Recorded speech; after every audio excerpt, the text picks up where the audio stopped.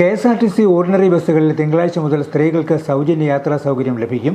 Ordinary, limited stop ordinary, town to town, city ordinary, ഗ്രാമവണ്ടി തുടങ്ങി 7 ordinary സർവീസുകളിലാണ് സൗജന്യ യാത്ര ലഭിക്കുന്നത്. പ്രിയദർശിനി എന്ന സ്റ്റിക്കർ പതിപ്പിച്ച ബസ്സുകളിലാണ് യാത്രാ സൗകര്യം ലഭിക്കുന്നത്. സംസ്ഥാനത്ത് 3125 ബസ് സർവീസുകളിൽ സൗജന്യം ലഭിക്കും.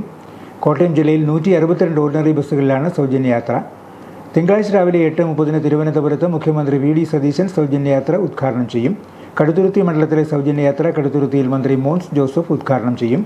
തെരഞ്ഞെടുപ്പിന് മുന്നോടിയായി പ്രഖ്യാപിച്ച ഇന്ദിരാ ഗ്യാരണ്ടിയിൽ ഉൾപ്പെടുത്തിയ യാത്രാ സൗജന്യം ആദ്യഘട്ടത്തിൽ ഓർഡിനറി ബസ്സുകളിൽ മാത്രമാണ് നടപ്പാക്കുന്നത്. സർക്കാരിന് ഒരു വർഷം 800 കോടി രൂപയോളം ചെലവ് വരുന്ന പദ്ധതിയാണ് നടപ്പാക്കുന്നത്. ഫാസ്റ്റ് പാസഞ്ചർ ബസ്സുകളിൽ സൗജന്യയാത്ര നൽകുമ്പോൾ ചെലവ് വീണ്ടും വർദ്ധിക്കും.